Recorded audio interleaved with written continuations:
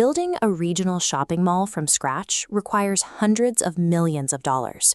You have to purchase expansive tracts of land, pour miles of concrete, and install complex plumbing and electrical systems before a single customer walks through the doors. Because the upfront capital required to build that footprint is so vast, logical real estate principles suggest a simple rule: the tenant taking up the most physical space should pay the highest rent to cover those costs. But the floor plan of a mall follows a different math. During the peak of American retail, an anchor tenant like Sears often paid around $5 per square foot. Right next door, a specialty clothing shop paid closer to $50 or $60 a square foot. The primary financial engine of a shopping mall operates backward. The smallest tenants in the building pay a premium to subsidize the deep rent discounts given to the largest tenant. Mall owners accept this lopsided math because an anchor store trades its brand recognition for its rent discount. The anchor's role is to harvest human attention and pull thousands of potential shoppers into the building. The pioneer of the modern American mall, Alfred Taubman, designed the architecture to capitalize on this movement. He placed the anchors at opposite ends of the property and pushed the escalators to the far ends of long hallways. Shoppers have to walk past dozens of high-paying stores to get where they are going. A tiny temporary kiosk, occupying less than 100 square feet, right in front of the escalators can command the most expensive real estate rate in the building.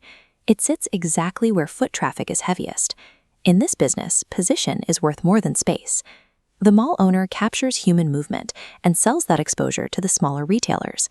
A healthy mall relies on layered income. There is the fixed monthly base rent and percentage rent, where the mall takes a cut of every dollar a small store makes once its yearly sales cross a specific threshold. This structure hides a legal trapdoor, the co-tenancy clause. If the anchor closes, smaller stores can legally slash rent. Simultaneously, massive fixed utility bills remain, meaning these maintenance costs are now distributed among fewer surviving tenants. This creates a system of interconnected liability. The building's profit depends on the permanent survival of the anchor tenant, keeping the smaller, profitable stores trapped in their expensive leases. Rolling Acres Mall in Ohio is a baseline for this decline.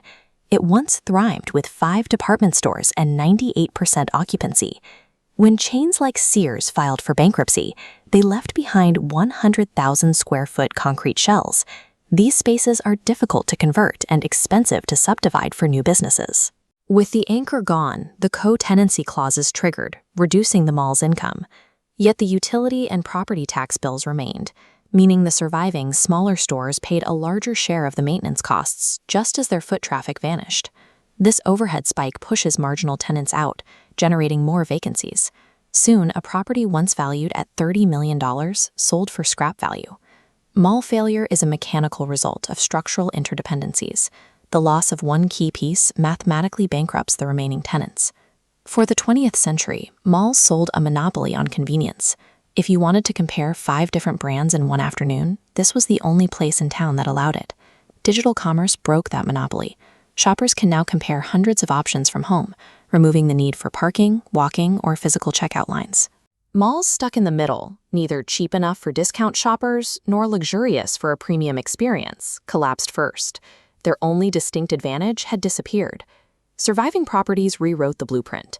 They fill empty anchor shells with businesses a computer screen cannot replicate: urgent care clinics, fitness studios, and physical dining spaces. They are converting retail enclosures into multi-use properties. By adding apartments and co-working spaces, they generate diversified income streams that no longer rely on a single department store for survival. A successful shopping mall is a sensitive financial ecosystem. The true product has always been the physical presence of the people walking inside.